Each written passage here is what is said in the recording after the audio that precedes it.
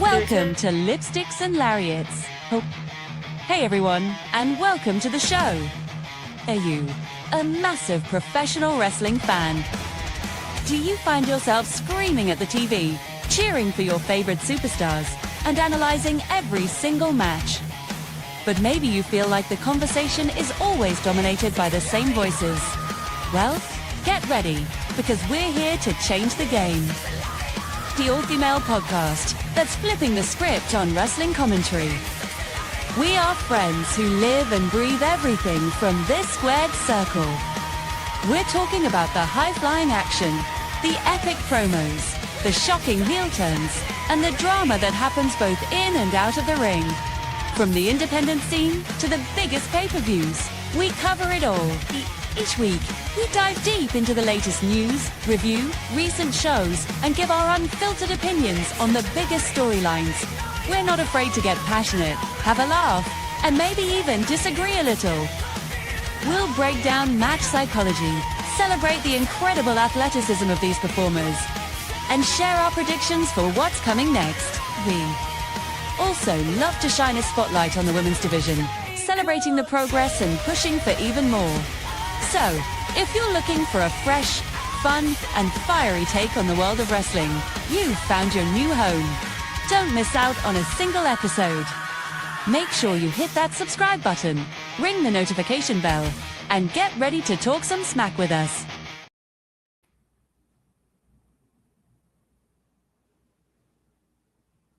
Well, I normally start the show with a witty monologue. However, today I want to address something that seems to be the norm on streams and within the IWC in general. That is opinions. Opinions. It is a belief, judgment, or way of thinking about something that is based on personal feelings, preference, or your interpretation rather than a proven fact. Wrestling is subjective and therefore will be differing opinions. So do not get your panties in a wad and act like a toddler, and have an open mind when someone's opinion differs. Now, let's talk about one of the most dangerous moves in professional wrestling today. And no, it is not the Canadian Destroyer off a ladder. It's having an opinion. Because apparently in 2026, disagreeing with someone about wrestling or a wrestling match is no longer just a debate. It is a full-blown character indictment. You don't like a promo. You're biased. You question a booking decision. You're toxic. And if the wrestler in question happens to be a woman, well, oh Lord, congratulations. You have just entered into the Royal Rumble of internet accusations and didn't even know you bought a ticket. Now, let's be clear. Wrestling fans, we are passionate.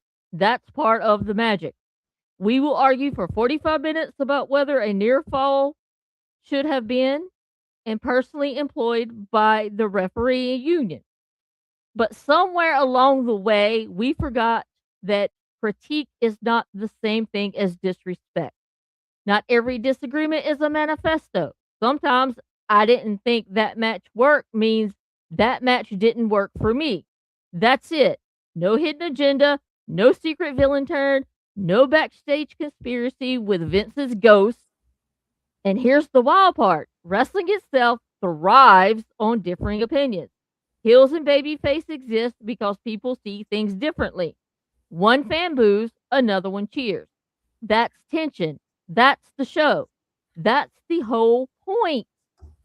So maybe, just maybe, we can bring a little bit of that energy back to the conversation.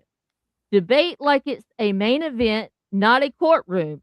Disagree like fans, not prosecutors. Because if every opinion you don't like becomes a personal attack, then congratulations, you've turned the entire fan base into a never-ending promo battle and nobody gets over. So with that, welcome to Lipstick and Lariats, episode 7, where myself and my great, wonderful, beautiful tag team partner, Nikki from the bar, dive into wild wrestling topics this week. So make sure you grab your belt, grab your snacks, and maybe you'll be called sexist because your opinion differs. let's get into the show. How are you doing today, Nikki? My computer is freaking out again, and that's why my camera is off. It's saying that I need to restart my computer. So it's real fun. So if you want to do that, I will give everybody a programming note update while you come back if you need to. All right, sorry. You're fine. So, little house cleaning. Make sure you like and subscribe to the podcast and the weekly weekly Still Chair podcast and channel so you don't miss an episode of this all ladies podcast. Also, a couple of programming notes. May 3rd show will be held on May 2nd, which is a Saturday, so plan your Saturdays accordingly, at 3 p.m. And May 10th is Mother's Day here in the United States. And so we're going to move the show to that following Thursday, which is May 14th at 3:30. It's a little different because I will be traveling back from Dynamite in Asheville, North Carolina. So now that I've got all that out of the way, and we're going to wait for Nikki to come back, we are going to see what's up with the chat.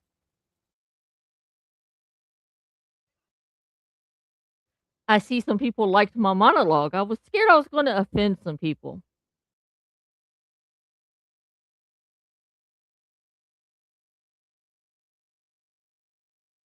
See, Dan said loved it off to a bang, and WWE just got pied. Roisin said that was a great speech. Thank you, Roisin.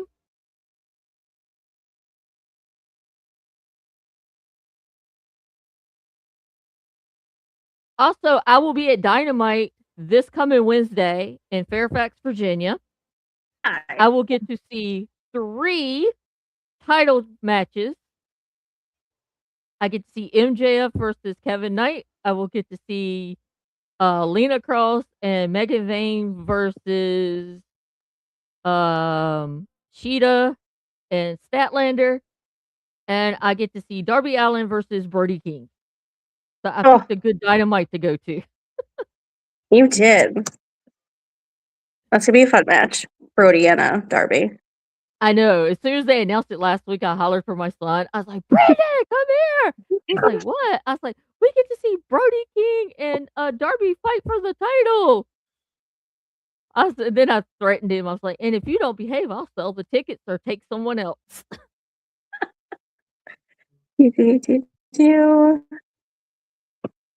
All right, Nikki. My computer said it was going to be an 8-minute update, and now I might be back. So let's see. But please, let's keep. I don't want to hold this up because my laptop's against me for the 3rd week in a row now. Yeah, we might have to invest in a new laptop for Nikki. Catherine's going to try a crossbody on Andrade if he's there. Right. I am sitting front row, and I did tell my son that I may get arrested because Roosh will be on the show too, and I love Roosh. Okay, I think I'm back. Hold on. We see you. Hold on. Now, if Kenny Omega shows up, I'm definitely getting arrested. He's due to be back, isn't he? I think so. So I may get arrested. He's coming back just for you. There you go. Just so he can be seen by you. There you go. All right, I'm back. I'm in it. We're here. We're doing it. All right. So with our first segment, as you know, it is our top rope, which is our news and headlines. And the biggest news out of this week were the WWE releases. I'm not going to run through them all, but Nikki, tell me which ones shocked you and which ones did you kind of see coming? I guess the one that made me sad is Kyrie. Again, you had the storyline. People wanted that at Mania, where we were hoping Backlash. We're never going to get the payoff between her and Asuka, which is super upsetting. One like I'm not surprised about, like unfortunately, like any of the NXT kids, unfortunately Apollo Crews, he's just been the king of main event and standing backstage with Matt Cardona. I feel like he's been, like NXT main roster, back to NXT, and then back to main, and they haven't really done anything with him. So like I get it, and he had like an indie career beforehand, so like I would hope he goes out and like does other things. I think those are the ones that were like real upsetting. Like Aleister Black, Zelina, like they come and they go and they're back and they've done nothing with him. So I'm like, okay, we're not gonna really miss him on our TV. I think I was shocked with the Kyrie, but I also read that her contract was coming up, so they just decided not to renew it. Yeah, I saw that too. So I get maybe just, Alba Fry, I was kind of shocked, but I mean, they really haven't done anything with her. I love like Chelsea Green tweeted, she's like, you haven't seen what she can do, and she's like, go out there and kill it. So I honestly, because again, every time someone gets released, it's like AEW, and I really don't want him gobbling up all those people. But like Kaylee Ray, I would not be mad at. I think she can. Her and Willow for the TBS put a belt on her. Like, wouldn't be mad at it. Yeah, I've seen a lot of people say they want the Motor City Machine Guns, and evidently AEW is going to be in Detroit on July 29th, I think. And that would be their 90-day clause would be up. So everybody's like, oh, they're going to show up. And then I'm thinking to myself, and when they don't, y'all going to be bitching at Tony Khan because he didn't sign them. Yeah. Like at this point in their careers, do they really like want to go to AEW and do another run? Like they had the chance and chose WWE. Like, I mean, if they really wanted to go, I'm sure they could have worked out something. Right. And then again, Tony Khan was probably like, I don't want y'all because they're kind of old. Yeah. And I don't know right now. And they've got plenty of young tag teams if they would stop getting hurt. Mm-hmm. Colton and Austin Gunn, Private Party. It seems like the injury bug just loves those two tag teams. Yeah. Unfortunately. So but like I don't know. As of right now, I think their tag team in AEW is lacking. Like I don't know if really I don't know if there's a dream match that I want to see in AEW right now. Again, the AEW's tag team division is not really doing anything. So I was like,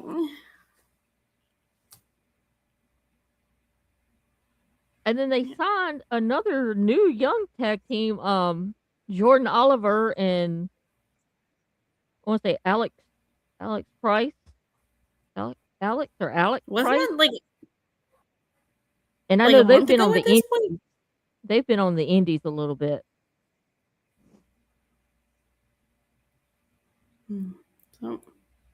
So they've got some young tag teams that they can start pushing. No, Motor City Machine Guns versus Lashley and Benjamin would not be fun. I don't know how much longer Jet Speed's going to be together. I don't think anyone's clamoring for that match. So our next headline was evidently talent from WWE was upset at wrestling journalists for announcing the releases. I can see both sides of this. I mean, they're technically doing their job. And I can see where the talent would be like, I want to put out my statement first. And some talent, that's how they find out, is when someone like Sean Ross Sapp or somebody puts out a list. Yeah, it's real.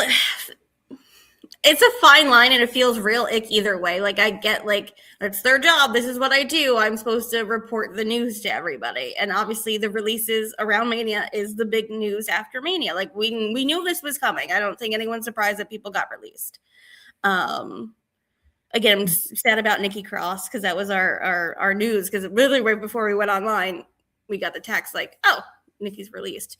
But then I get like Zelina getting upset. Like this is this is my life. This is my news. Like, I lost my job. Like, I should be the one to say it to my fans, to my people. Let me express how I feel, or let me digest. Again, these people, like, whether it's their released or your contract is up, and then technically their contract's not up for like another 2 weeks, so people are still losing their jobs, people are still losing their livelihoods, and then for you to kind of flippantly be like, Selena's released, Alistair's released, and just so like robotic about it, when on the other side it's like a husband and wife just lost their job.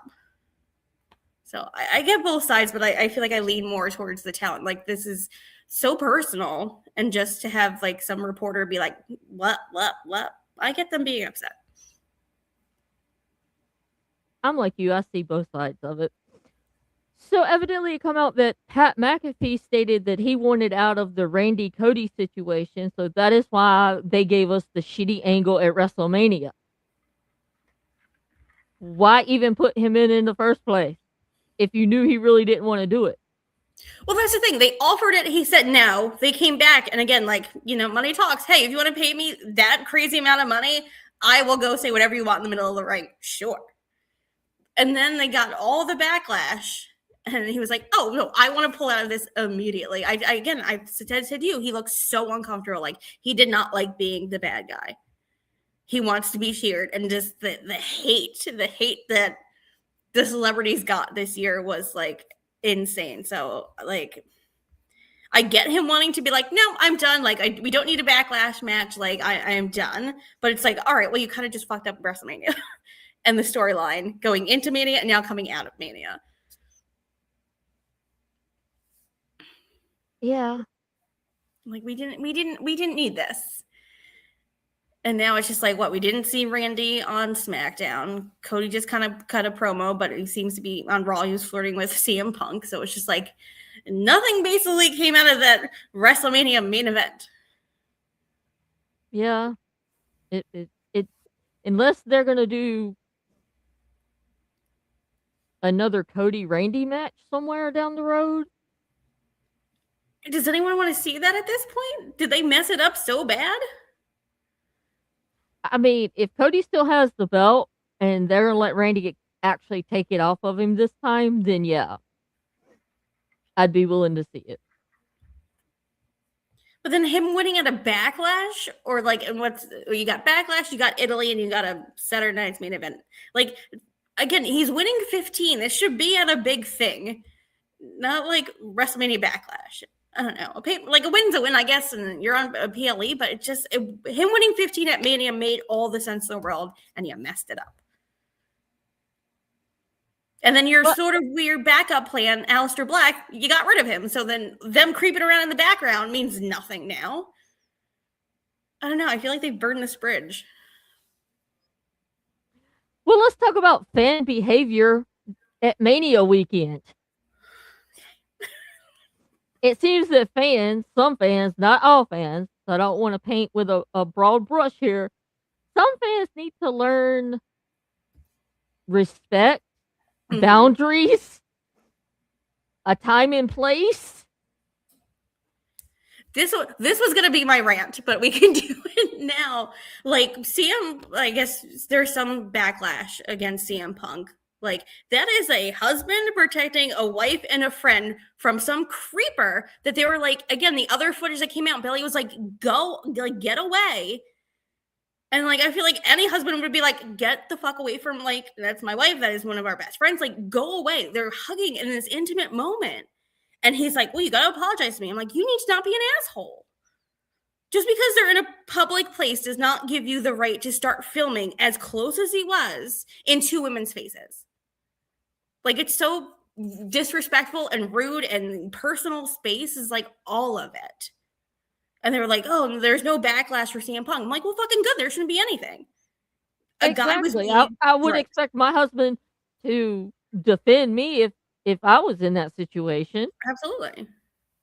And vice versa. If the roles had been reversed, like I said, you defend your spouse in public, whether you agree with them or not. Behind closed doors, you could tell them, hey, you were fucking wrong. You shouldn't have done that. Right, but I feel like he But was just so this justified in it. he was totally, and I think that's another reason why he didn't really want to sue CM Punk, because he knew that shit would get thrown out of court. Yeah, and it's just like, again, like they followed Booker T into the bathroom. Like I don't get the entitlement of like being a wrestling fan and just because you and I are in the same room that I get to invade your personal space. It'd be one thing to be like, hey, do you mind? And if they say no, then that's fine. They're like, or do you see that video of the guy was like pushing his kid in front of Drew McIntyre to get the photo? And then it's like, well, Drew's not going to touch this little kid. But it's just like, people are so gross. And it's just like, again, we get a bad enough rap being wrestling fans in the IWC. And here's these idiots just like making it so much worse. Like, these are people. Leave them alone. And if you ask respectfully and they say no, then you need to be respectful of that. Yeah, Like, you don't say, bother them okay, when they're thank eating. you, I enjoy your work, and move on. Yeah. Like, you don't need to be I don't get it. I don't. It makes my blood boil. Like, they're people. They're people. And yes, they're on the TV and there is a certain amount of celebrity, but to be mobbed like they were mobbed was uncalled for. And Well, like also, it also looks like, as big as WWE is, they don't have better security for these people. right. I mean, But- you had the Sonya Deville situation, Mhm. where she actually came out in an interview and said that Vince McMahon rented her a house and paid for 24-hour security for her. Yeah. Again, the guy was like, what broke into her house, right? And her Yeah. and Mandy Rose were there, and then the guy that was stalking Liv Morgan. Like, it's scary. It is so scary for that to be happening, and you have to protect your people. And I guess we didn't really hear about this last year, and I feel like they were at a different hotel last year, and they were saying like, oh, where they're at is attached to a casino, so we can't do anything. It's like, well, yes, you can. Yeah, you Like, could have more security. You could have, private security. protocols in place. I just think they don't want to spend the extra money because it takes money out of their pocket.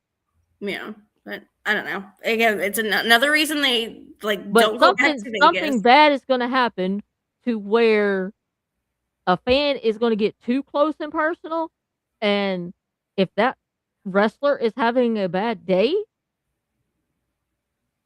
they might just end up killing a fan and not really meaning to. Yeah. Because there's certain people, like, I wouldn't want to go up, take like Zelina Vega. I would not want to go up to her and then have Aleister Black come after me. Right. He could kill you, probably with 2 shots.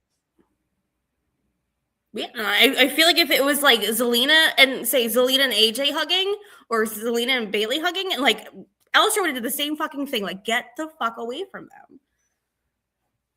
Like, I don't understand the entitlement. I really don't. I don't even know where this idea that fans can be all up in their personal space, their life. I'm like you. Yes, they're a celebrity. Yes, they do have to give up some personal space things. But if you want to meet somebody, they have conventions. Mhm. They have, and the excuse I heard was great. Well, they've priced the fans out, so this is the only time fans can do this. These But people still have a personal life and a private life. Yeah, but you're still doing it in the grossest way possible. It's not like them walking down a hallway. You're like, oh, hey, like, Asia, I love you. Do you mind? Can I get a photo? They're literally having a conversation, and then you're up in their faces with a camera. Like, there's a way to do it respectfully. Well, And, I like the quote that Bully Ray says: respectful fans get what they want, disrespectful fans get what they deserve. Yeah, 1,000%. 1,000%. We could talk about this forever, so we're going to move on. Mania was supposed to be the biggest event for WWE, but did you notice not one board member from TKO tweeted about it? I did not, but Interesting. Yeah, especially if they had such a heavy hand in it. But I couldn't tell you, besides Ari and The Rock, I couldn't tell you who else was on the board or involved. But again, if you have none of your people tweeting about it, that's not great, especially if your fingies are, want to build up Pat McAfee to be in Sylvester Stallone, then maybe you would be like, hey. We have fans bitching about MJF having a match with Kevin Knight, but here's the thing. MJF is the only AEW pillar to not hold the TNT championship, so it kind of makes sense. I think we sort of talked about this on our show on Friday that, like, I'm not mad. I think it's going to be a great match, and I think either he's going to put Kevin over, which he clearly has put talent over MJF, or you put it on MJF and he goes into this feud with Darby. Like, you should have the TNT title. I should have the main belt. Like, or they have this match and they're somehow weirdly combined, or that's, Maxi 2 belts. I don't know. Or Darby 2 belts. Like, I don't know.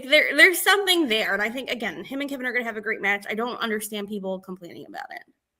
I don't either. And for them to say, oh, well, it's beneath MJF, it's the one title that he hasn't held yet that might be important to him because, besides the tag belt, the world title, and the TNT title, that's basically what they started with.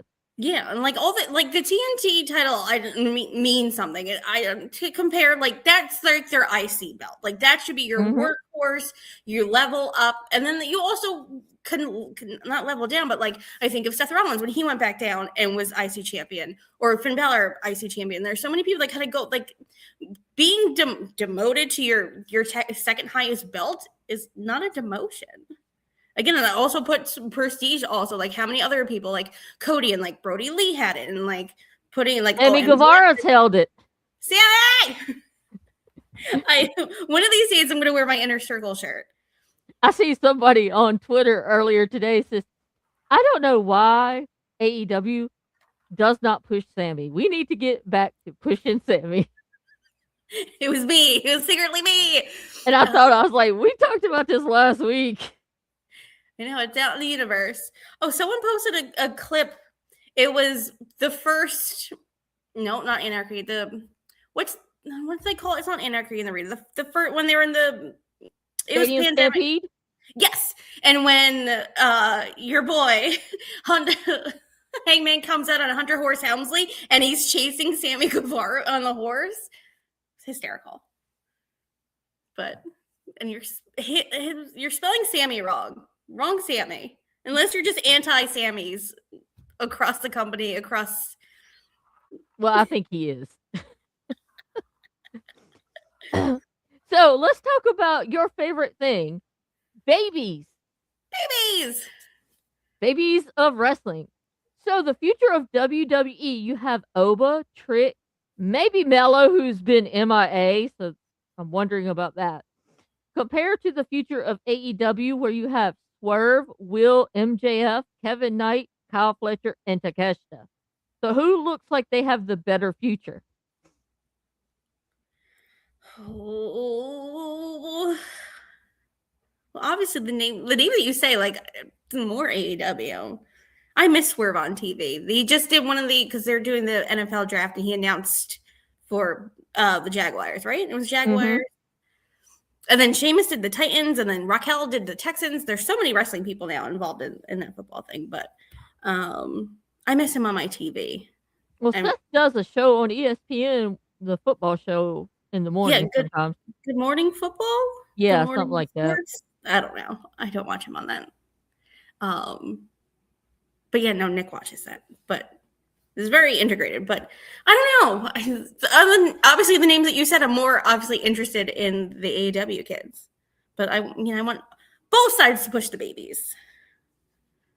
But well, let's go back to, I mentioned Mello, and Mello has been MIA. So what are we doing? What do you think is going on with Mello? Is he in this, like, holding pattern that Trick has to get through Sammy again, and then they can go into a program? Like, I want to see Trick and Mello at SummerSlam. So do we kind of hold him on the back burner so we can get through the Sammy bullshit, and then we can swing back to him and Mello, and then you want to insert Ilya in there somewhere. Like they had a good when Mello had it, there was a good little rotation of the open challenge stuff. So there's all those people waiting in the wings. I feel like we just have to get through Sammy first. Unfortunately. I'm wondering if because Mello got over sort of organically, if this is his punishment. No, that makes me so sad. I hope not. I hope back burner. But again, I don't understand. I said this last week or the week before. You're hiring these people to do the job. You want to get a reaction. They get a reaction, and then you're like, oh, well, fuck this guy. You're cheering for him, then we're going to go put him back in catering. You want a reaction from these people.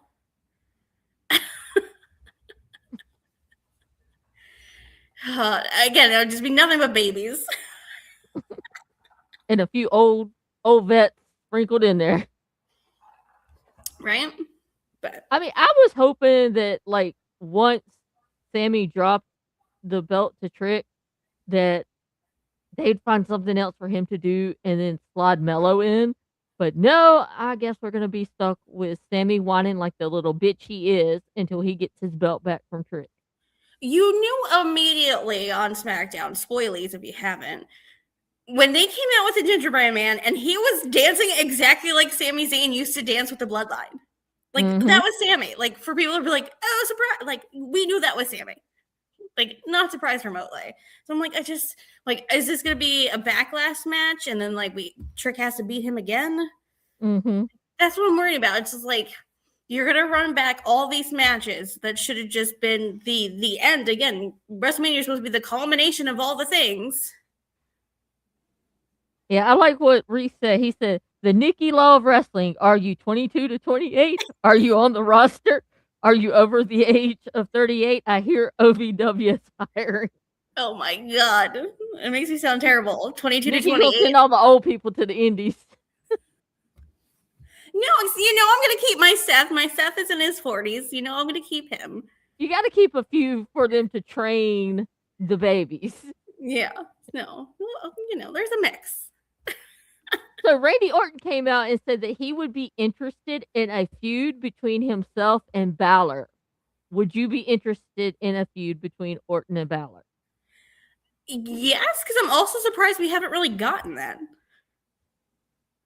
And I think that'd be because again, the two kind of old veterans, and it's so crazy to be Finn Balor's our old vet at this point. But I'd be so into that match. I think I would enjoy it too, since I like both of them. Yeah. So it seems like the end of an era has come. In 2020, we had Undertaker retire. In 2022, we had Triple H retire. In 2025, John Cena retired. In 26, we had AJ Styles retire. And in 26, we had Brock Lesnar retire. Could we see anyone else retire this year? I don't know. I kind of hope not. I feel if these big retirements, you have to let breathe. I think the next one, potentially Rey Mysterio, and I think that we have to build back up to Rey Dom and have that be his match. I know that was a rumor. It was supposed to be him and Gunther at Mania. I'm so glad it wasn't. I think the person to retire Rey should be Dom. But I'm you just had, again, you had Goldberg in there, and I just feel it's been a little much. And then, I don't know if having this big kind of marquee retirement match we need for the rest of 2026. I'm like you. If we have any other retirements this year, it'll probably be Rey. I know Orton said that he wanted to go another couple of years, but if his back is as bad as they say it is, I could see maybe him retiring this year or next. What do you think, kind of, I guess, with Cena and Goldberg and whatever, do they need to have this big, retirement match? Or you can just be or kind of like Triple H, be I'm done, and just kind of moonwalk out of there? Do you need to have, the John Cena of the final year tour when half of it was crap I think anyway? if it's Orton's if it's going to be Randy retiring, I think Randy's hey, my back's not holding up. I've got 2 or 3 more matches left in me. One of them make it my last match. Just give him like a couple of matches and then announce this is his retirement match. But I kind of like if Brock Lesnar is truly retired, I like how Brock did it. Nobody Agreed. probably knew about this except Paul Heyman. And he was like, fuck WWE. I ain't gonna let them send me out like they did Cena. I'm going out on my own. Yeah. And I would think Brock and Randy are probably the only two that probably could say, fuck y'all, I'm going out now and not tell anybody. Yeah. Honestly, I think if they bring Brock back, they'll completely diminish what he did in the ring. Because it was kind of, I made my feelings known how I feel about Brock Lesnar. Again, if they just told me why he was allowed to come back, then I'll be fine with it. But I still feel a little ick about it. But I think it was kind of great. Again, he started taking off his gloves and his shoes, and then Paul comes in and he throws up the X, and then like he's crying, and then Paul Heyman's crying, and it's just like that. That's a perfect little bow. Then he can go off to the Canadian sunset and be with Sable on his farm. Like, I think him coming back would kind of ruin what that was. I agree. And then if he does come back, then this is the proper term. Oba just got buried. Because he just got the push from Brock. And Brock ain't going to put you over unless Brock wants to. Right. So Yeah. it's kind of like Brock's like, I was the next big thing. Now Oba's the next big thing. I put him over. I'm done. Yeah. No, I honestly hope that is. Because then when Oba came out on Monday Night Raw, and he's like, the ruler is here, and then just threw the mic down, and the crowd went crazy. Like, that was perfect. Like, that's how it should be. It is funny, though, that Orton is the last of the active OVW 4 members still wrestling. Batista's gone, Cena's gone, now Lesnar's gone. I don't know if I would have picked Orton to be the last one standing. True, but I guess so. Because Brock left and came back, and left and came back, and so did Batista, and he has his Hollywood career. But Shelton's not in WWE. I don't know if that counts. So I have a fun topic for you, Nikki. Okay. Who would you consider Mrs. WrestleMania? As we all know, Shawn Michaels is Mr. WrestleMania. Would it be Charlotte, Becky, Bianca, or Rhea?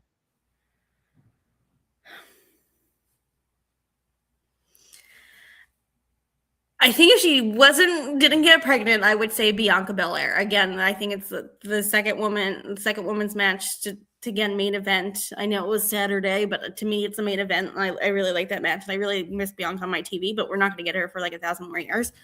So at this point, I don't know. I would kind of say Rhea, because the past I'm not going to remember the dates, but it was 35, 30, whatever, and then every time she was kind of but besides, I guess Charlotte kind of fucked her over with the NXT belt. But any kind of major match she was in, she won. Again, the match of her and Charlotte was incredible.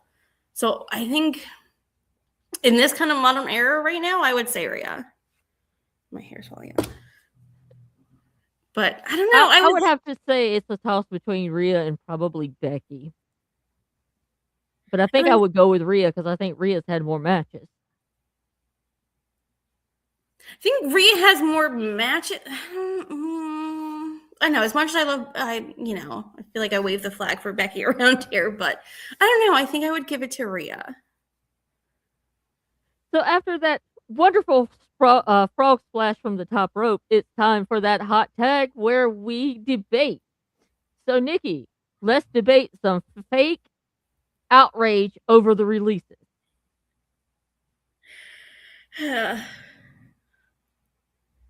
Do we have an incoming rant about the fake outrage? I know, it's just again, it's just our community gets such a bad rap because you do have these people that are I don't know, I don't think this is I think we've got to agree on this. There is this immediate outrage. I can't believe you're getting rid of Kyrie.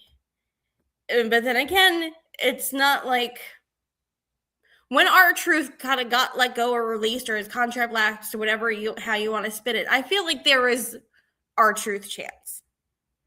But I feel like because like Cena was there and there was like the opportunity to do that, like people weren't chanting for Kyrie.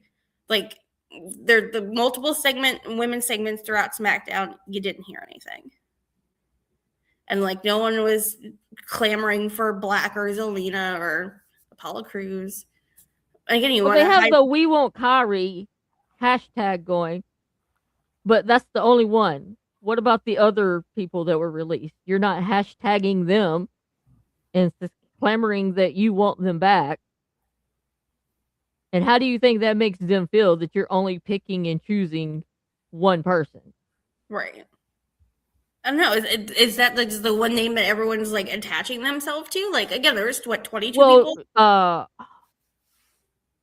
It was either Kathy Kelly or Jackie Redmond. Jackie Redmond had tweeted posted that, and then she deleted it. Deleted it and like retweeted or requoted EO's message to Kyrie. And again, like the whole locker room kind of flooded how much they love Kyrie, and that she was like the biggest sweetheart, and everyone like she was a joy to work with. But you don't know. You don't see the locker room doing that for Zelina. You don't see the locker room doing that for Alba. So, you know, it kind of makes you wonder, are they just picking and choosing? Right. And then again, like I thought there would be sort of more about the Wyatt Six. Again, I think we can all agree it was crap by the end. Again, I think the beginning of it, him running the letters to each one of the Wyatt Six of why he's picking them and why they were together, and they murdered Chad Gable, and it was like so cool when it first happened. And then it immediately shit the bed.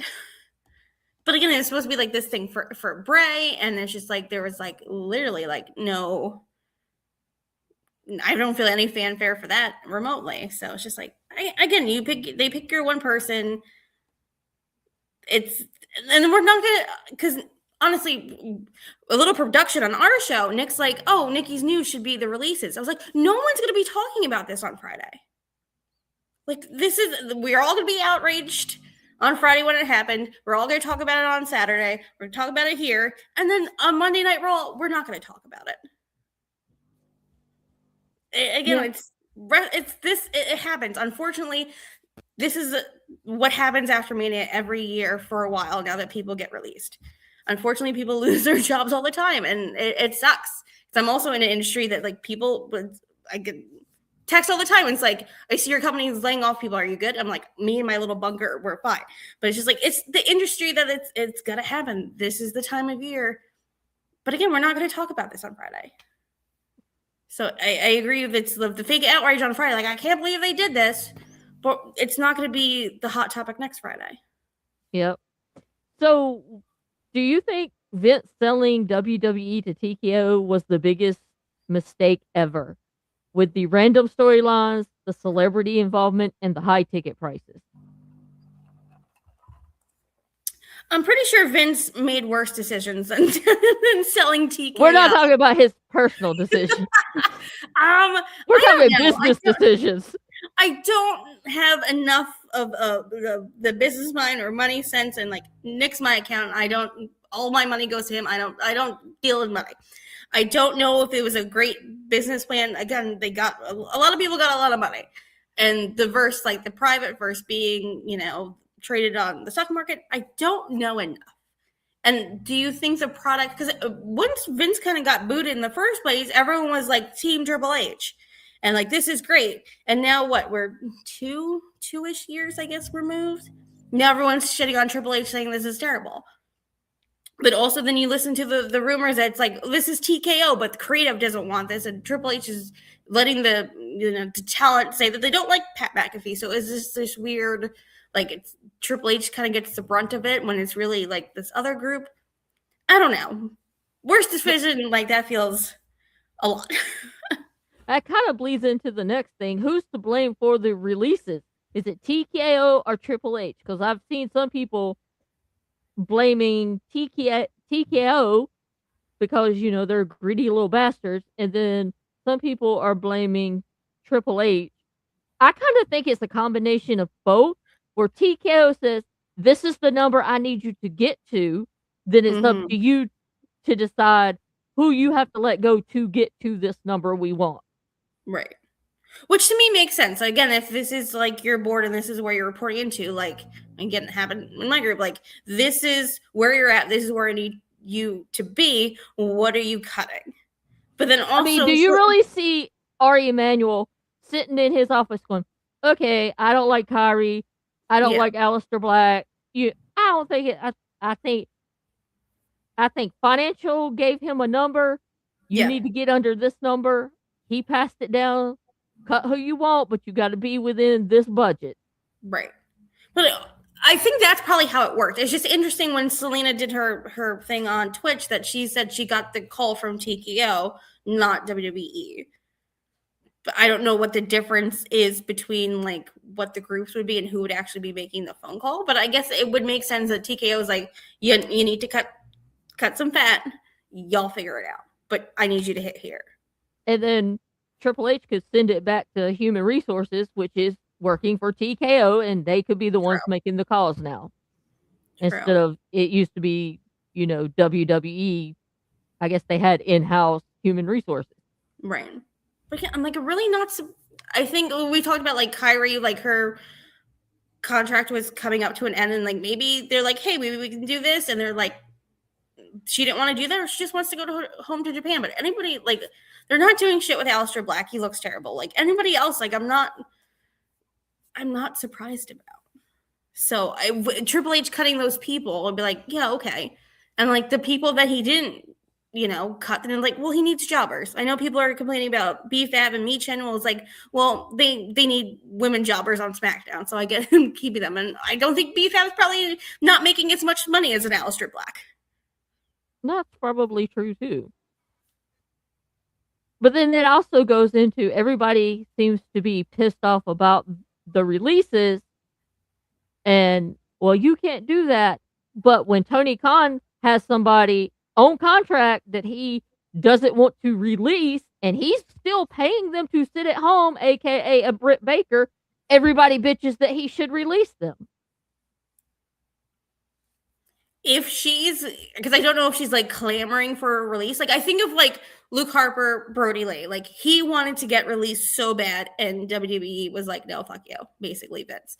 And then like, is Britt Baker like visibly like, let me go, or is she fine staying home getting a paycheck? Because if you're fine staying home, not being on TV, getting a paycheck, then girl, make your money. But if you're like Luke Harper, that was like, let me go, let me go, let me go, let me go. I'm asking for my release and publicly saying that they're not giving it to me. I think that's two different things. Well, I also think there's a big difference because Tony Khan comes from a football standpoint where, yes, they release people from contracts, but most of the time you get traded if you don't want to be there. So It's not like they just outright, and I think he's still in like the sports type mindset, and wrestling contracts are very much different than a sports contract. Very true. Next thing, would you repackage or replace Stephanie and place Stephanie Vacquer with Finn Balor and have her adopt the demon persona and have her and Finn face Liv and Dom at Backlash? Oh, I saw there were so many like AI photos of the two of them being demons together, and like Dom and Liv looking scared in the background. I personally have no desire to see that remotely. I want the Demon King to be his own thing when he has to whip that out to win at WrestleMania. I wouldn't want him to put that on someone else, let alone kind of Stephanie back here. I don't want to see that. I'm all for intergender, I'm all for mixed tag. That's not what I want to see remotely. I think I don't know if I would trust WWE to do an intertag. I think I would trust AEW better. Agreed.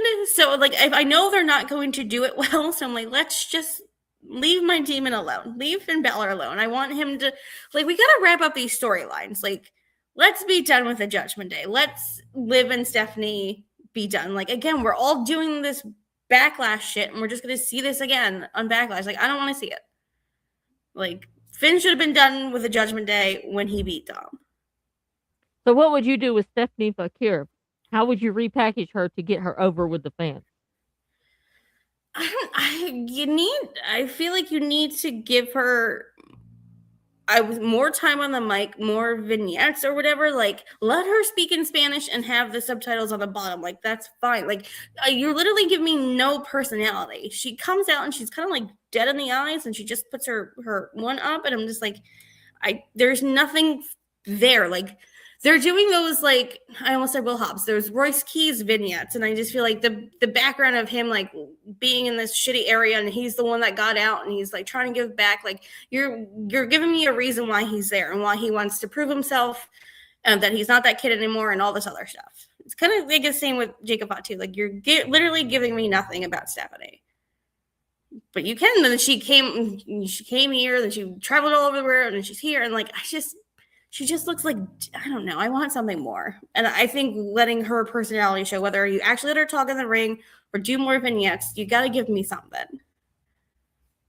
Because she's just that one move, and So Orton gave a interview where he stated that fewer house shows have impacted in-ring chemistry between wrestlers. Do you agree with him? No, I can see that. I think, again, I watch Cody's podcast. What do you want to talk about? There's Finn said it, Ray said it. Like, there's something about having the house shows. Liv said it too. Like, you're missing, because you could try stuff out. If I do this, Drew said that with the Claymore when he did the countdown, the 3, 2, 1 Claymore. He said he did it at the house show, got the reaction. He did it on TV. I don't think they need to be on the road again 365 days a year like Vince, but 1 weekend out of the month, maybe 2. Like, give them some house shows. Do a Saturday night somewhere, or a Friday. Well, I guess Friday SmackDown, but, like, do a Saturday or Sunday show.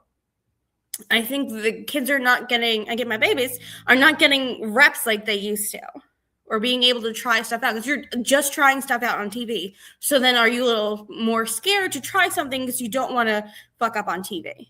Yeah. When you're at a house show in, like, Trenton, New Jersey, like, no one's, that little group is the only people are going to know. So I think there's definitely something missing not having the house show. I don't think they need to go back to that insane schedule that Vince had them do. There's a sweet spot in between. So is the monetization of every aspect of WWE negatively impacting the fans' enjoyment of the product? I would say, like, we're watching it, because we don't have the VPN, or we're just watching Netflix live, and there's 4,000 ads. And, like, all right, well, I got 7 minutes. I can take the dog out. I can do whatever, feed the cat. Like, but, like, I don't really mind, like, if you want to put the stuff on the mat, or I know people get upset about the Slim Jim table. I'm like, doesn't really, again, Slim Jim has been WWE for how long? Not mad at that. I just think the advertisements that you have to watch and sit through, and poor Dragon Lee, and was it Rusev or whoever it was, didn't get their entrance showed on TV for WrestleMania. And, Dragon Lee had those cool, like, dragon wings, and we didn't get to see that because we had to watch a Wingstop ad. Like, I don't know. I get you want to make your money, but it's like the ads get a little much. Yeah, there needs to be a fine line, because if you're impacting the fans' enjoyment of the product, eventually the fans are going to be like, I'm not putting my money into this product anymore. Right. All right, so now it's time to put on some lipstick and hit some lariats for our lipstick and lariats of the week. So, Nikki, what you got for your lipstick and your lariat of the week? Well, I'm ready to get all the hate for this lipstick, but I'm supporting your babies and supporting the women. I really liked JC Jane coming up, destroying, basically, Charlotte, Alexa, Nikki Paige. So that's 4 of your veterans.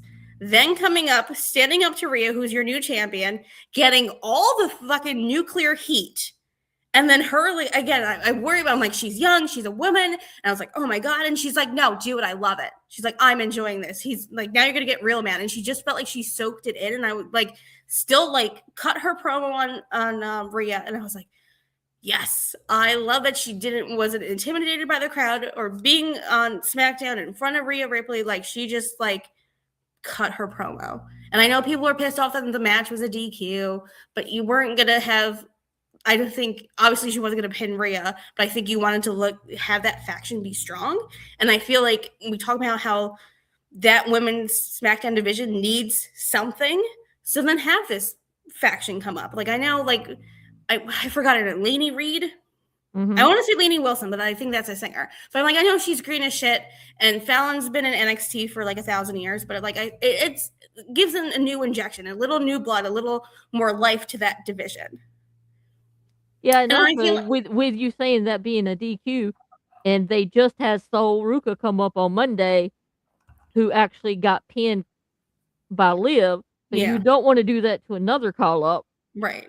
having them be pinned by another champion. So I see the DQ. It makes sense in that fact. But yeah, then you're also introducing this faction. Like, they just took out 4-year veterans. Then of course this faction is going to come in and help her girl. I know we kind of just saw that with like less organic with like Jade and BFAB and Meechin and all that, but at least this is an established group. Whether if you think NXT is canon or not, like, this feels like a formed group. JC's your star, and these are her 2 lackeys that are going to do whatever they has to do to get JC over. And I think like she kind of got the bad rap at NXT when Mandy Rose left, when Gigi Dolan left, that they're like, oh, she's just going to flounder or whatever. And then like, oh, she's a paper champion and she's a 2-time champ, whatever. She had a pretty long reign, and it's just like, you thought she was gonna suck, and then like she's just like, I don't know. I love the progression of what JC Jade has done, and I know everyone shit on SmackDown, they shit on her or whatever, but I am giving a shout out to multiple women segments on SmackDown, pushing your babies, her not faltering when the whole crowd fucking booted the shit out of her. But so my lipstick to JC, get a girl. Nice. So what's your lariat of the week? Oh, I don't know. I wanted to try to be a positive pickle this week, but I know we talked about it because I was going to bring up the CM Punk thing. Again, don't be gross. So I think maybe my lariat is just to the community. Don't be gross. Don't stalk people. Don't put your cameras in their face. If you disagree, again, we're here to disagree. We disagree all the time, but don't be to be negative or cut someone down or be gross about it. Like, just be kind. Just be good. Wrestling community, stop yourself. I'm lariating at you all. Very well said. Very well said. So my lipstick of the week is going to go to Kevin Knight versus MJF on Dynamite, or so we thought. But guess who's going to get to see this live? This girl. So I was glad that match didn't happen. Yeah, it makes so much sense for him to be like, well, I lost my belt because I wasn't ready. Then I'm not going to wrestle you if I'm not ready. So it makes sense for MJF to do that. But I'm so excited you get to see that match. And my lariat of the week goes to the fake outrage for release talent. As we already talked about, if you're going to hashtag one, you need to hashtag the other because they are not chopped liver either. Mm-hmm. So it's main event time, where we highlight things from this week's show. But before we do, we're going to give our quick thoughts on WrestleMania 42. So what did you like and what did you not like about WrestleMania 42? I wish it was one night. Night 1 was awful. I think the only match I really loved was, of course, my Seth and Gunter. I feel like they had the match of the night. I am upset that you had 3 women's matches that only went 8 minutes, but I think we'd also have an outrage if like Liv and Stephanie went like 20 minutes. So I think they kind of can't win there. But I think if it was like just one night and you kind of maybe had like a 3-4 hour card and kind of trim the fat that didn't make sense, I think we need to go back to one night. I think when it first went 2 nights, it was like, okay, more opportunities, people get on the card. But then you have 2 nights, and then we're complaining like how many people weren't on the card, and like the Asuka Kyrie thing or Asuka Io Kyrie, that had legs to be on WrestleMania, and it wasn't. Well, some are saying the reason they didn't put Kyrie on Mania is because they knew they were going to cut her anyway. Then why make her get all glammed up to go to the Hall of Fame when you're just going to release her? I don't know. But then if you knew you were getting rid of her, you should have had her have one last hurrah with her girls. instead of having her have a match on Raw that Monday. Yeah. Right? Like again, like I loved NXT Kyrie. Her and Shayna Baszler feud was so fun. I think Shayna tweeted that like my favorite rival or my favorite partner or whatever she tweeted, but like I don't know. And I think night 2 was so fun. Better matches. I will defend Danhausen in that segment to the end of my days because it was so fucking funny. And sometimes this is supposed to be fun. You're supposed to need a laugh. And those little people carrying Miz up the ramp was so goddamn funny. So sometimes you need the little fun. So again, take the good bits from night 1, everything from night 2, and have one good Mania. Again, the rumor is next year there might be only one night. I kind of hope we go back to that. I could see them just doing one night in Saudi. I kind of agree because with it being 2 nights, then you run into the thing where you're just putting people on to put people on, and their story might not really deserve Mania type. What's the word I'm looking at? Involvement. You could save it for another PLE. Yeah. I mean, the Gunther match was pretty decent. The Danhausen thing was pretty funny with The Miz. I did enjoy the segment on SmackDown where The Miz kind of Danhausen went to The Miz's house and was driving him crazy in his house. He was in the pool. And shout out to Maurice taking, what is it, coffee powder or cocoa powder, like straight into the face. Yeah. And then Danhausen riding off on one of their kids' bikes. I know, it's funny. It's supposed to be fun. And then, like, when Maurice and Miz like stared at each other, they both were like, Danhausen! And it's like, it's supposed to be fun. And him in his little car, love it. Yeah, I'm like you. Mania needs to go back to one night. 2 nights is just too much. And if you're gonna give me 2 nights with like only 4 or 5 matches, what's the point? Right. And I don't need 6 hours of commercial. Exactly. And it makes me worried about SummerSlam. Like, SummerSlam should not be 2 nights. And it's going to be 2 nights. I'm like, stop.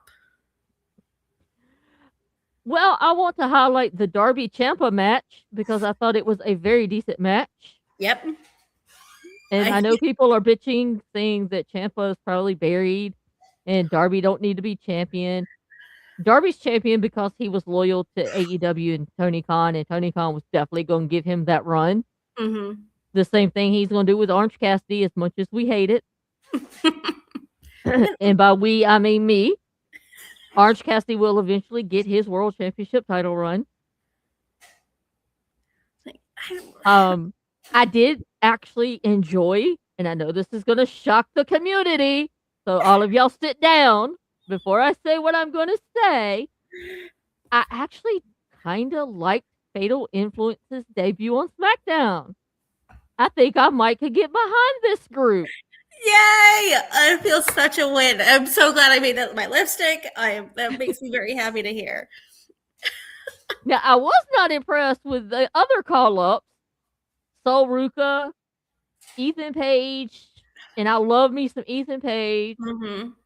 We're going to get Joe Hendry on Monday. We get Blake Monroe and Ricky Saints this coming Friday, so we'll see how they do. Mm-hmm. Yeah. But the Sol Ruka, I was like, okay, you put her against Liv Morgan. Now what do? You just going to have her chase Liv Morgan? Is she even, because they had that match with her and Zarya on NXT. She took a bump she didn't need to take. Got 8, I believe 8 I've seen the stitches or the staples they put in her head. I'm pretty sure, again, someone will. She probably had a concussion, so she may be out for a little while. So you might, we'll have to like circle back. Again, I like the statement, because again, there was the final 3 of them at Rumble, right? It was Liv, Tiffy, Sol, right? That was the final 3, I believe. So again, calling back to that, and I feel like Sol looked so great. She looked so fucking tall next to Liv Morgan. I was like, she has such a great look. They had a great match. Honestly, I said I liked the match between Sol and Liv better than I liked Liv's Steph. So I'm like, great. And then throw her off a balcony the next day in Staples. 8 stitches Staples. But Cody's promo from SmackDown, was he really pissed or do you think he was acting? I hope he's really mad. I hope he's mad that, like, again, it's 3 fucking WrestleManias in a row that, like, you had to insert The Rock had to come back, and then you had fucking Travis Scott, and then you have Pat McAfee. Like, just let him have a match. Have the story. Him and John Cena didn't need Travis Scott. Him and Randy Orton didn't need Pat McAfee, but here we fucking are.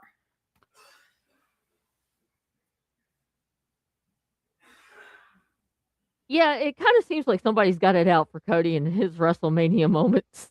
Right. Just, I feel like him coming again, leaving AEW, whatever issues he had there, and then him having this surprise with Seth Rollins and Corey Graves screaming from undeniable, from whatever to undeniable, whatever. I butchered that, but like he had this great moment, and then you push him as like your star, your QB1, and then every time we get to WrestleMania, they just fucking kick him in the teeth with something stupid. Do you have anything you want to highlight from this week's show that we did not hit? I am intrigued about Jacob Roman. He got so excited, he said backlash like 4 times in that promo. But I am interested. I think this is going to be maybe a Bloodline Civil War thing. And again, the Usos came out with Jacob on SmackDown, and then he had the match with Solo. So I'm interested to see what that is. Because it wouldn't be, again, Roman Reigns is not my guy. Them putting the belt on Jacob would be crazy pants. That's probably not going to happen. But I feel like I wouldn't be upset if it did, though. If Roman be like, I will put him over and let him have the belt. Just to prove to him that he's not ready and then take the belt back. Yeah, again, I think he's if we're going to rehash this Bloodline storyline, at least Jacob feels kind of like the fresh air in it a little bit. And I think he won at Mania, the long feud with Drew. Now, why not step to Roman and be like, I'm here. I'm doing this. Like, I'm ready to be a champion. I want what you have. I want to provide for mine. I'm not mad. I'm interested. I'm assuming it's going to be a match. But I am too. At least we're not getting like another rematch Roman and Punk or Roman and somebody else. I don't need to see Punk Roman again. I think that was, again, that should have been the main event of WrestleMania. I think Punk's body just breaking down, him being the old man, made sense. Let them go off and do different things. We don't need to circle back to Roman Punk again. But are you excited to see Punk Cody? I am. I want Punk to beat him. I don't care who beats that little fucker as long as somebody beats that little blonde head, black-eyed bitch. I do like Cody. My love for CM Punk is a little more. I like Cody's theme song. That's about all I like. I dig the theme song. Yeah. I dig Punk's theme song, but I like that song way before Punk ever decided to use it. Which sucks because I don't like Punk.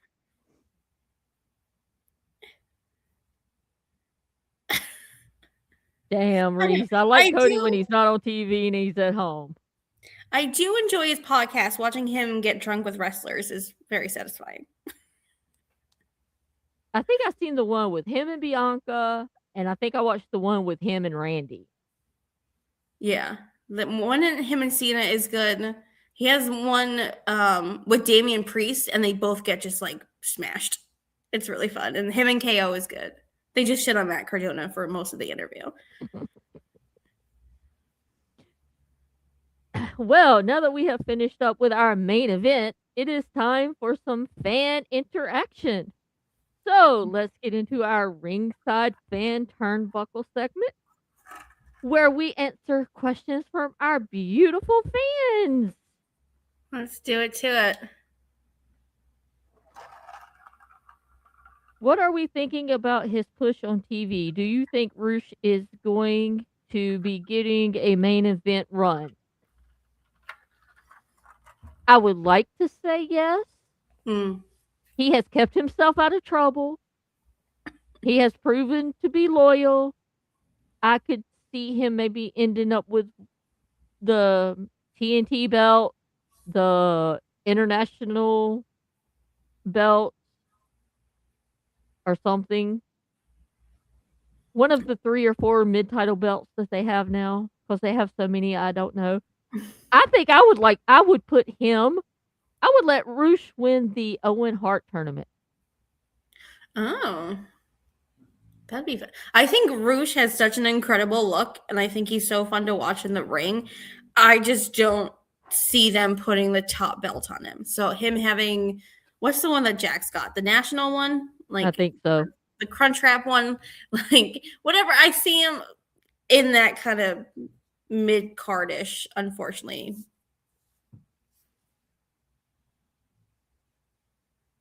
Yeah.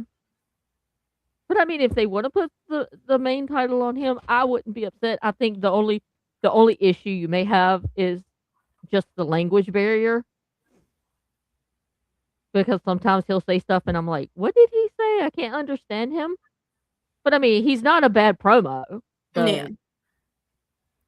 So, Again, it's like you need to give people time. Again, I think this is the same with Stephanie, and they were worried about Asuka. If you let them just talk, and they will be able to get good at it.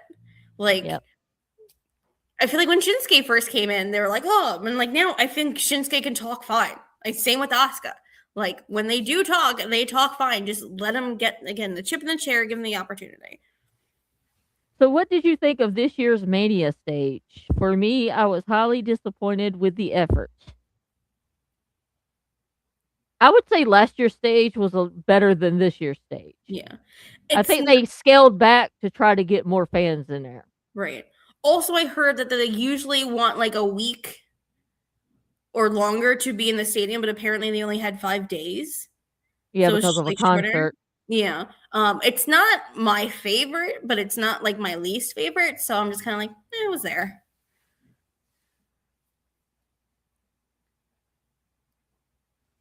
What did you think of the ongoing war with Zelina and Sap on socials after her release? Um, I don't care because Tree Sap has me blocked, so I don't see nothing he does because I don't fucking care. He can go suck sap out of a tree for all I care. No, I did he. I know she went on Twitch and kind of complained about him. Did he say anything back to I her? think he came back on a podcast he was doing or something and said that she has beef with him. Oh, well, I think it would have been best for him not to say anything, but I don't think he's capable of it. Yeah, I know for a fact that he has slid into certain people's DMs and threatened them with like legal action and stuff, or threatened them in such a way, and then when they come back, he backs down because he don't want none of that smoke from them people. does, does no one like have like a life? That's I love what I'm wrestling. saying. I love wrestling, and this is what we do. But like, we do 1,000 other like again job running a home, having the sick dog. We have like 1,000 things. I can even imagine like DMing someone and be like, "I didn't like what you said on your podcast." It's like, girl.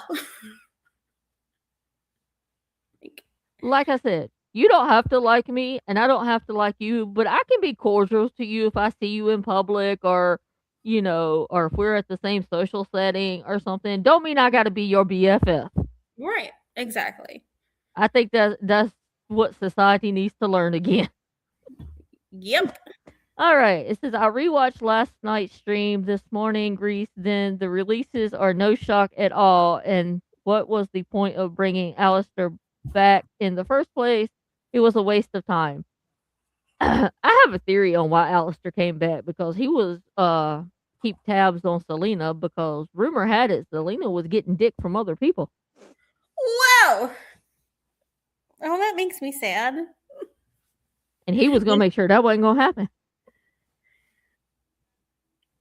I was going to be, I'm like, oh, he wanted to be with his wife. But if there's this like underbelly grossness to it, then that makes me sad.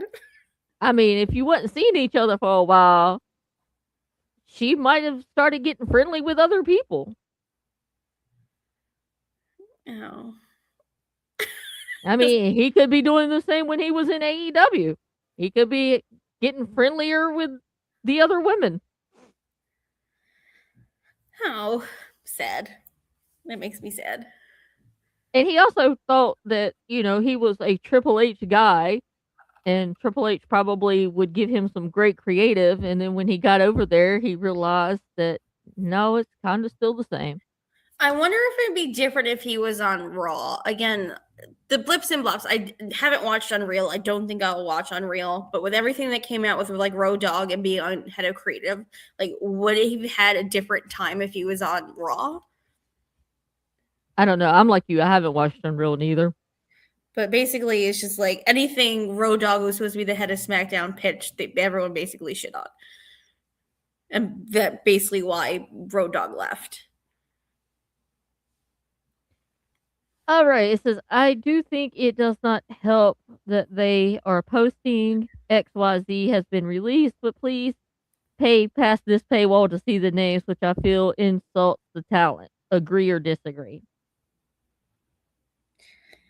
I mean, think it's Tree Stout's got to make his money, so I see that. He's a journalist, because I don't think there's no such thing as true wrestling journalism. But I mean, at least let the talent have first crack at saying, "Hey, I've been released." yeah. Again, people are losing their jobs, whether it's in 30 days, 90 days, 60 days, whatever. Like these people are legit losing their jobs, and to them, a lot of them, it's their dream to be a WWE superstar. So I think giving them some time to get through their emotions and post to their fans, to their family or whatever, and then him just saying like released, or hey, go through this paywall. And again, I don't understand why anyone would pay to read Sean Ross's stuff, but okay.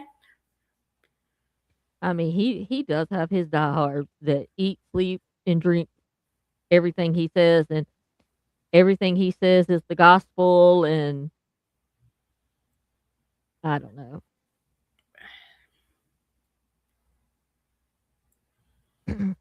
Josiah, you can kiss my ass. Oh no. But I'll read it anyway.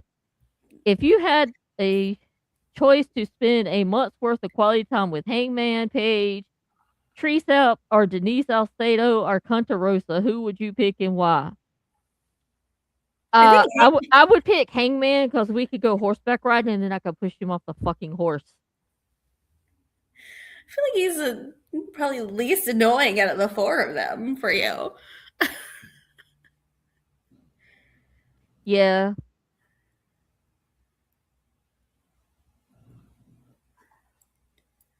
What do you think about that we want Kyrie that was trending on Twitter yesterday for her to go back to WWE, which doesn't make sense to those that do shit like that? I don't think they have a brain and they really think shit through.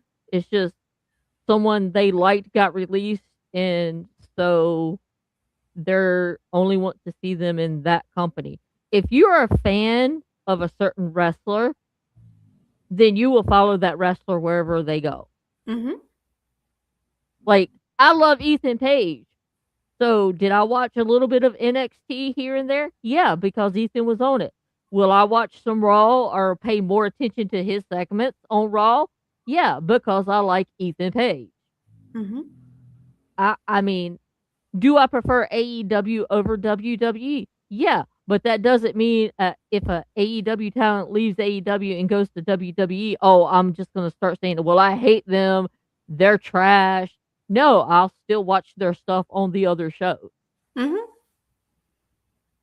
I mean, I'll even watch indie shows if, somebody's going to be on there like the MJF when he showed up at Hog. I watched that show because MJF was going to be on there, which, I mean, I normally watch Hog anyway, but I specifically made a point because MJF was on there.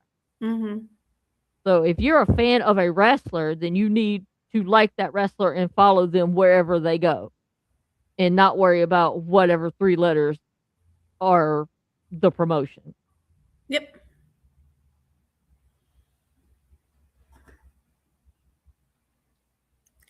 Oh, you mean Orton Cody? I hope. Yeah. I don't know. I don't know. It feels like right now, maybe could they circle back? Does he need some time off? I think they could circle back, give it some time to breathe, Mm-hmm. and then circle back and just focus on their history together. Exactly. Like if Orton is decided that maybe next year he wants to retire if his back's not going to hold up, have them feud from Rumble to Mania, let him go out in Mania. Let him win the belt at Rumble. Cody wins it back at Mania. There.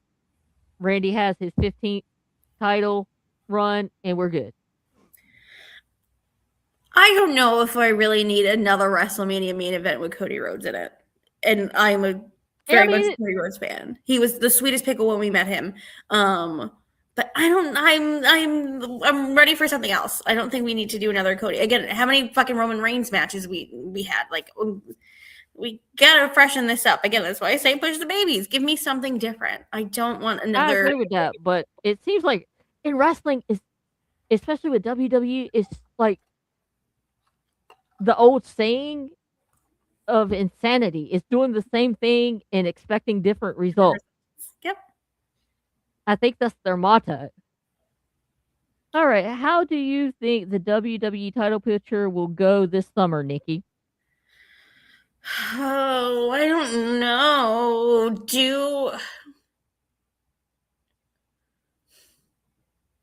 Is Cody healthy to defend the belt with that black eye? Again, I feel like my husband here a little bit. I'm just like, I want Cody Rhodes to be a little Healy. I want him to wear the dashing Rhodes mask and be a little, again, he wants people to turn heel and face too much. But like again, this I think maybe Cody needs a little a zhuzh. He needs something.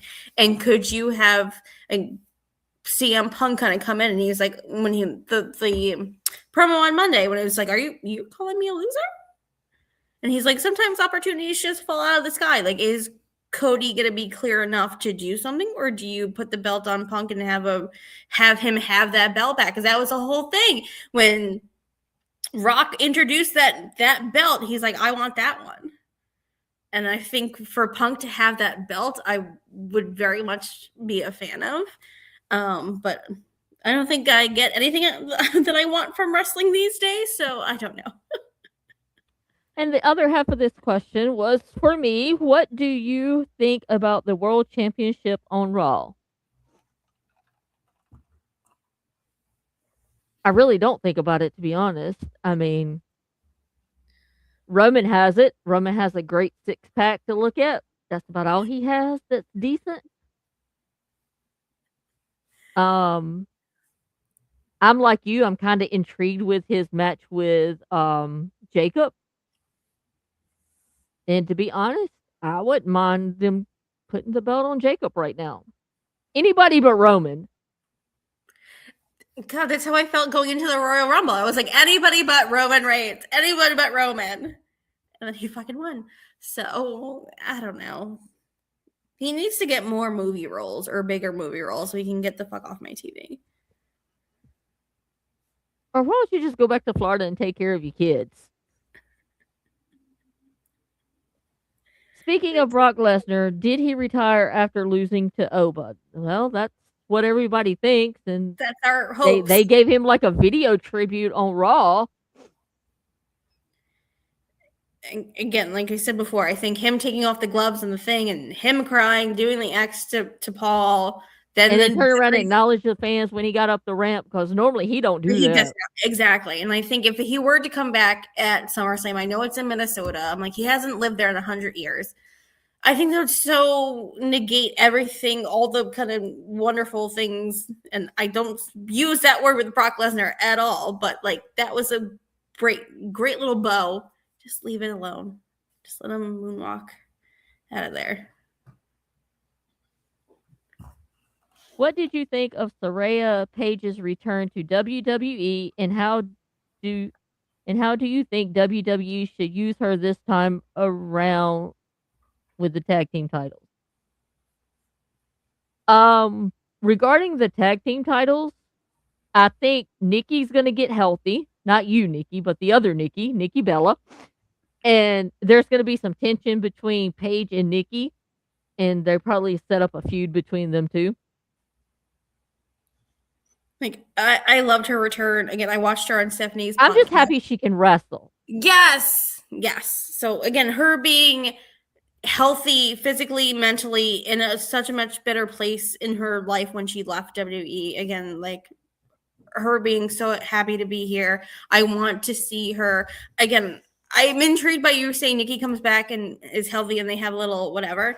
I don't know they're going to hold the belts that long. I would rather them, could it be crazy that they drop it to like a Fatal Influence or back to, Lash and Nia. I don't see them having the belts for a long time. Again, there's so many fucking PLEs coming up. Like I don't think they'll make it to SummerSlam. But again, if just seeing how happy she is, how healthy she is, the crowd being behind her, the wrestlers being behind her, I think I don't think she got a fair kind of shake at AEW. I feel like they just wanted that shot kind of like Wembley moment. Mm-hmm. And then it was just like, then she was just doing backstage stuff with Harley at the end. And it's like, well, you didn't really do anything with her. So if they do something with her, again. Well, I'm wondering if that was because they were scared to put her in the ring to let her wrestle, or was there talent that didn't really want to work with her? Yeah. So again, I don't know the difference between like AEW's like medical team or WWE's medical team. I don't know what's more extensive or non-extensive, but it feels like WWE might be. And I feel like I don't think they would put people on TV that couldn't. I mean, they wouldn't clear her for the longest time. Right. And then I guess she finally got cleared by her doctors and whatever. And the Birmingham. And then AEW cleared her. And to be fair to them, they did limit her. Yes. So that probably kind of helped. And I could see WWE doing the same thing. Yeah. Again, I don't need her to wrestle. You don't need to wrestle every week. Yeah. But then it's also the thing that we talked about, like, but not doing house shows. Then is she going to be bad in the ring because you're not letting her get the reps in? And I think that's why AJ got such a fucking bad rap. She had 3 shitty matches with Becky and then the one with Bayley, and it looked great because I feel like Bayley was, leading her around the ring. And like, if you need to kind of do both. Like, I want you to protect her, but you also have to let her go because then her matches are not going to be good if you don't let her roll around a little bit. So our next question is, who retires Nikki Bella? I love a Nikki.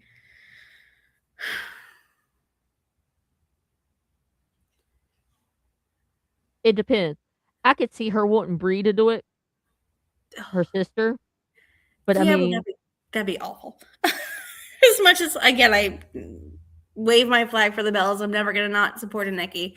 Again, I would want it to be one of the young kids, and I'm like, would it be like a JC Jane? Could it be like a Sol Ruka? I don't know. Again, I don't know. They're already Hall of Famers. I don't think every single person needs like, I'm having a retirement match. Like, let's do a thing. I think she can just run out her contract and be like, all right, I'm done. Yep. I know who's going to retire Nikki Bella, her ex-husband. Oh, that motherfucker. And he's the fucking reason she's back on my goddamn TV. He took all the bitch's money. The quote that the judge was like, this is the most money we ever gave to a man. And it's like, Nikki worked for all that fucking money. Like, oh, that makes me so upset. Well, note to self, if you are a self-made person and have plenty of money and you've never been married, get a prenup. Get a prenup. We want prenup. No, that fucking, again, but whatever you say about the Bellas or Nikki, how she's in the ring, but like self-made, did all the things, have their wine brand, had all the TV stuff, like bitch worked and deserved that money, and that piece of shit took all her money. So yeah, I know she's gonna be on her TV, but like bitch needs to pay rent. So let her do her thing. She's supporting a baby, a literal baby. Yes. He's like 5, but you know. Do you think that John Cena did a good job hosting Mania? Yes, because he didn't insert himself a lot, and Yep, he was put in the right spots. exactly. I think again, you come out, you say hi, you come out, you do the Attendance number. attendance number, then you have your little thing. I think it was very sweet that Bianca came out and she was preggers, and then the skit with Danhausen in the with Dan Miz. Housen. Yeah. That's all you need to do. Again, he didn't get physical, which he said he wasn't going to do. I think it was a perfect. You wanted to inject that John Cena energy in the room to get tickets or whatever, but he didn't like overstay his welcome. And I think again, like you said, in the right spots. Do you think the Kari chance will last? Fuck no. Did they start? Do you think take it over under? Are we gonna hear we want Kari chance on Raw Monday night? But now I'm worried. Do you keep Asuka off TV so you don't hear the Kyrie chants? Ooh, that's a good question. Because again, she's sort of feuding. And then what are you gonna do with Asuka now that Kyrie's gone? I mean, yeah, you could still have her have a match with Io, but what really would be the point? Kyrie was the main point Yep. of them feuding. So exactly. So then you Unless can I have a theory. I have a theory. yes. They both blame each other for Kyrie leaving. They turn it into Oh. a she left. Because of you. She didn't renew her contract, even though they didn't offer her one. But they could say, well, she didn't want to renew her contract because of you. And then Io's like, no, it was because of you. Well, that's I mean, smart. you could work that into an angle, but then again, you may go back to the we want Kyrie chant. Yeah, and it's like, oh, again, I think you need to take the beat. I think they need to be off TV on Monday because it might be too much. And then you wait a week and be like, well, where's Kyrie? She went home to Japan because of you. No, she went because you were too mean to her. Like you got in her head and you confused her, so she left us both. Does that lead to an Asuka Io tag team? No. No. They're supposed to be feuding. We wanted that at Mania. Now they're a tag team.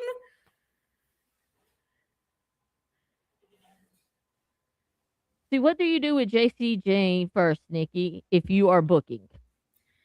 So you gave her a match with Rhea. What do you do with her now after she's had her match with Rhea? Do you have her? I think now we're going to see a program because Rhea and Charlotte and Alexa had that little backstage thing. I think we're probably going to see a 6-on-6 again, whether it's Backlash, Saturday Night's Main Event, Italy. They'll probably have a 6 tag in there. Honestly, I would have them maybe going into SummerSlam. I think I'm predicting everything going into SummerSlam. I wouldn't mind seeing JC chase Tiffy for that US belt. And again, I want to see Chelsea Green back and healthy, like Jordan Grace in there. I think that you can finally kind of build up this women's mid card because you kind of do have the talent. Like, just you gotta. Well, what do you do with Rhea? I mean, who do you have go after Rhea? Are you gonna? I don't need to see Rhea and Charlotte again. No. I think that might be a good spot for Jordan Grace. Because you know they're never going to give Chelsea Green the title. Even though I think she deserves it and would do wonders with it. Agreed. And I'm not mad at. I think having Jordan Grace actually take the belt off Rhea would be phenomenal. We have to just build Jordan Grace back up. Again, she had a great match with Tiffy, but then like Tiffy beat her. And I feel like you got to start getting wins under Jordan's belt so she can go after Rhea.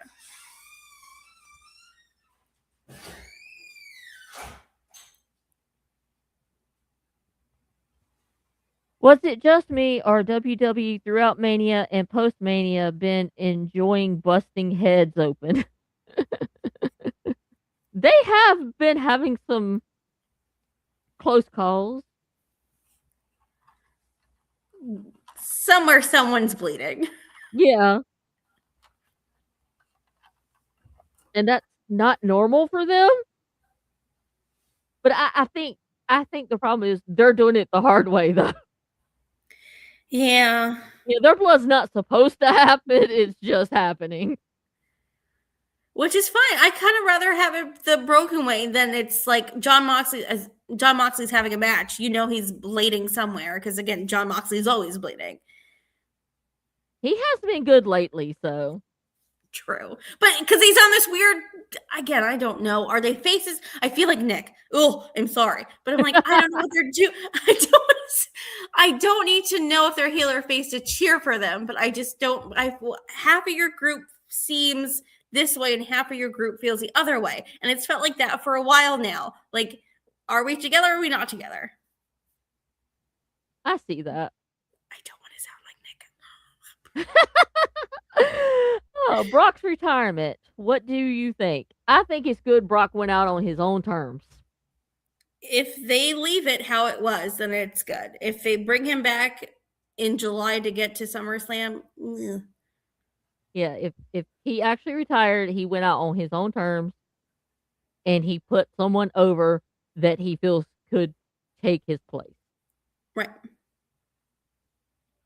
Rename them the status to be determined riders. Yeah, I don't. Again, it feels like a point that the faction has just been together. It's been a little long in the tooth, and I'm ready for maybe them to do something different. Was the 6-man ladder match involving Penta the best match of the entire weekend? I think it was a good one. I think it's super fun. I'm not gonna not be mad at it. I never not pop for a Spanish Fly, and again, a Canadian Destroyer on a ladder is crazy. Is it my match of the weekend? Not necessarily, but I think it's up there. And hi, Roshan. Thank you, babes. I thought it was decent. I mean, I like ladder matches because you're always going to get those holy shit moments. Mm-hmm. So that's why I like ladder matches, and they're chaotic, and I like chaos in my wrestling. Mm-hmm. But again, what was the point of Rusev in this match? To hold the ladder. Yeah. That's what I said. One of these things is not like the other, but you kind of need the big guy to flop around while they get little ones. Do you put Oba into a world title picture straight away, or do you wait? I think I would wait. Mm-hmm.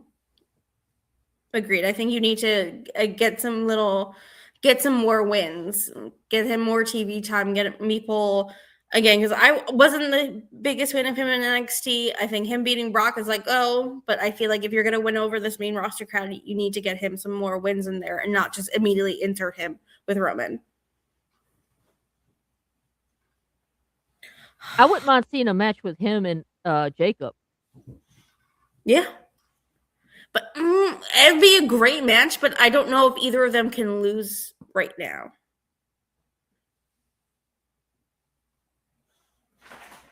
I would probably build that up though.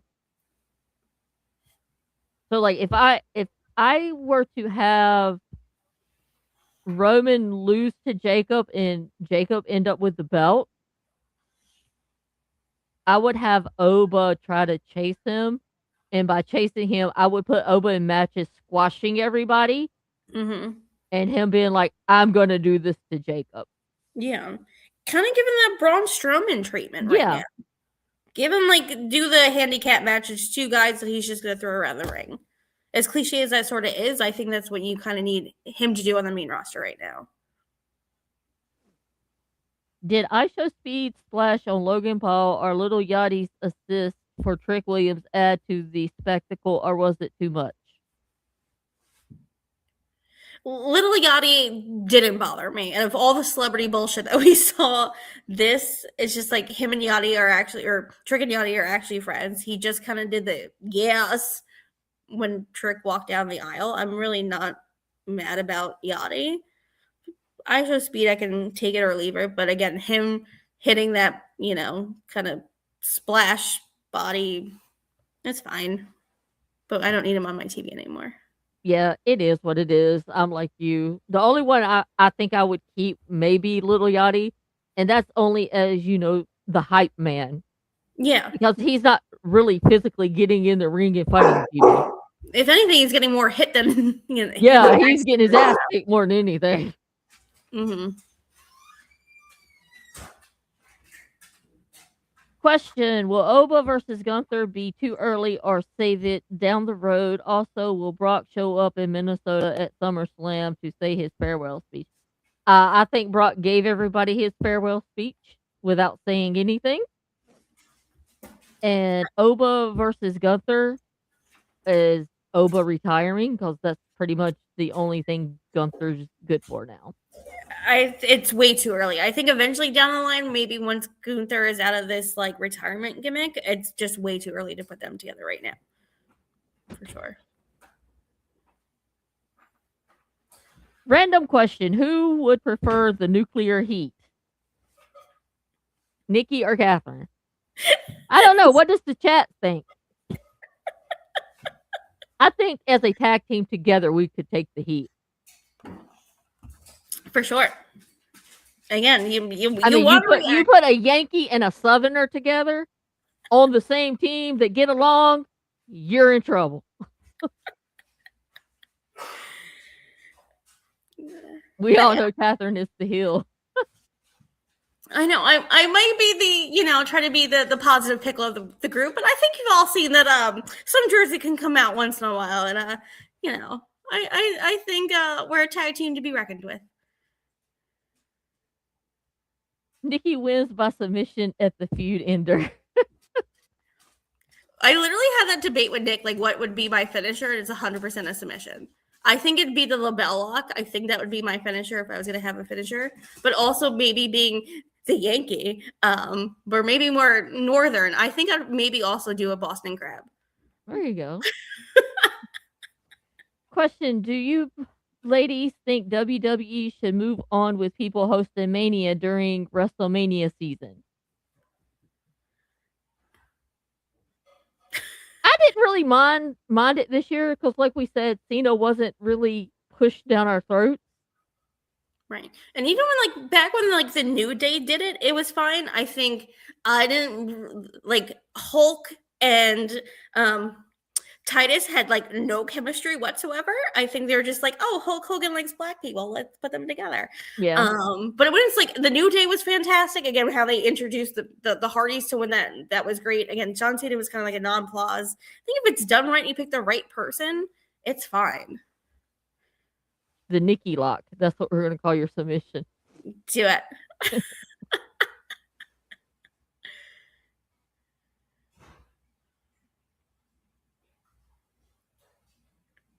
All right. Do we have any more questions? Or was that our last one?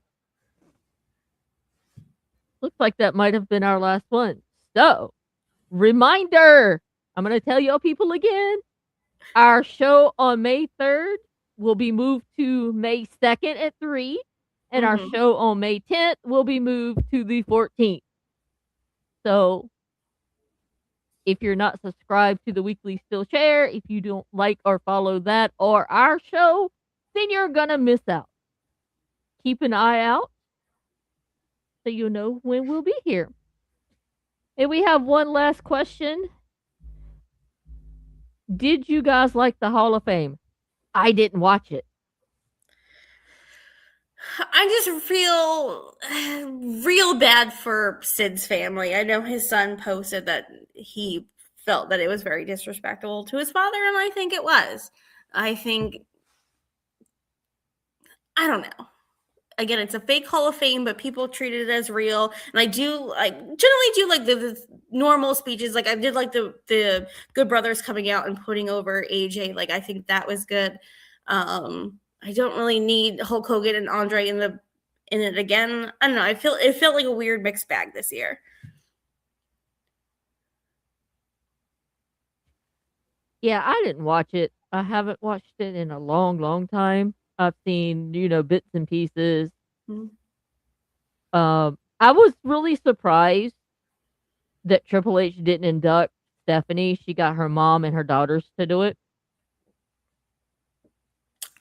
I think that was best. I think there have been I agree with you. I think it was best, but I just find it strange. Since, that was the whole reason they kind of got together was because of wrestling. But also, as everyone jokes, she's the founding woman of women's wrestling, and women's wrestling would not be a thing without Stephanie McMahon. Then you have your four most important women induct you.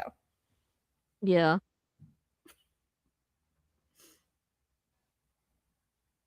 The Legacy Hall of Fame is pointless. Well, I kind of agree with that. I think what originally was supposed to be, again, like these kind of like oldie timies, we don't have like footage of them, and we're just maybe they've passed away, then you put it in there. But like Sid main eventing two of your WrestleManias, how does he not get anything? And again, like with Paul Bearer was passed away, and you had his two sons come up and do a great speech, and the one son did a great impression of him. Like, there's a way to do, and I think they really kind of fucked up this year with Sid. Yeah. And it's sad. Because he did, as much as he gave to the wrestling business to treat him like that. Yep. But anyways, we have been on here for an hour and 45 minutes. Oh my God. Is this our longest one? It might be. Mania, releases. Yep. Fan outrage. We had a lot to talk about this week. Very true. So, but until next time, we'll see you guys later. Also, I have a new blog up on themidpodcast.com that was inspired by Nikki's husband, Nick, about heel versus heel is okay. And I did shout him out in the blog, tell him that I wanted to thank him for giving me the inspiration for that. I will let him know. So, and I did link his YouTube in there so people can find y'all and start watching y'all show. Thank you. But Nikki, where can they find you at on Friday night? On Friday nights, you can find us on YouTube on the Nick Teodoro channel. We are Nick Club. I can't even say it. Nick Club Wrestling Happy Hour, where we drink at our bar and talk shit about wrestling. So come and hang out. Tell us what you're drinking, what you're thinking. Alrighty then, my favorite tag team partner. Until next week, we will talk to you guys later. Bye.